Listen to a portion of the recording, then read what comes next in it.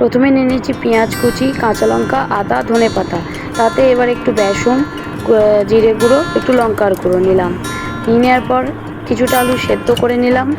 সেদ্ধ করে নিয়ে ভালো করে সেই সেদ্ধ আলু মেখে তাতে জিরে গুঁড়ো, লঙ্কার গুঁড়ো, একটু লবণ দিয়ে দিলাম। তারপর পেঁয়াজ কুচি, কাঁচা লঙ্কা, তারপর তার সাথে দিয়ে দিলাম একটু ধনেপাতা দিয়ে তা ভালো করে সেটাকে মেখে নিলাম। ভালো করে মেখে নেওয়ার পর কড়াইতে একটু তেল দিয়ে দিলাম। তেলটা গরম হয়ে এলে তাতে একটু আদা পেস্ট দিয়ে ভেজে নিতে হবে। ভেজে নেওয়া হলে একটু একটা ডিম ফাটিয়ে সেটাকে ভালো করে ফেনিয়ে তার ভালো করে সেটাকে উল্টে পাল্টে ভেজে কুচি কুচি করে ভেজে নিতে হবে। ভাজা হয়ে গেলে ভালো করে ভেজে নিতে হবে।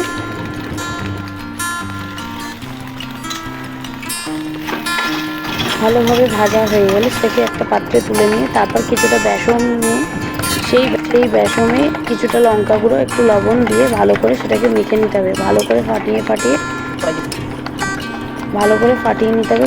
বেসনের ডোটা ভালোভাবে তৈরি হয়ে গেলে বেসনগুলো তাতে তারপরে সেই মেখে রাখা আলু সিদ্ধতে সেই ভেজে রাখা ডিম দিয়ে ভালো করে আবার মাখিয়ে নিতে হবে। মাখিয়ে নেওয়া হয়ে গেলে ভালোভাবে মাখিয়ে নেওয়া গেলে ছোটো ছোটো ডো কেটে নিতে হবে। সেই ডোগুলোকে হাতের সাহায্যে কিছুটা চাপ দিয়ে তারপর বেসনের ডোতে সেটাকে ডুবিয়ে উল্টে পাল্টে তারপর গরম করা তেলে ভালোভাবে উল্টে পাল্টে ভেজে নিলেই তৈরি হয়ে যাবে আজকের সুস্বাদু রেসিপি ডিম ও আলু সেদ্ধের তৈরি।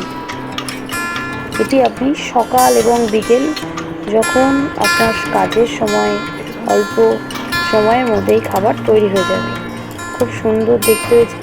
এর সাথে আমি কিছুটা একটু কাঁচা পেঁয়াজ, একটু গাজর, একটু সস দিয়ে খুব সুন্দরভাবে পরিবেশন করলাম। আপনাদের কেমন লাগলো অবশ্যই কমেন্ট করে জানাবেন।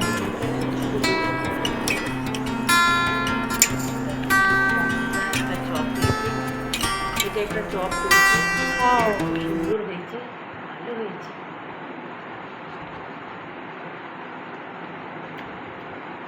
দারুণ হয়েছে, খুব সুন্দর হয়েছে, খেতে দারুণ লাগছে।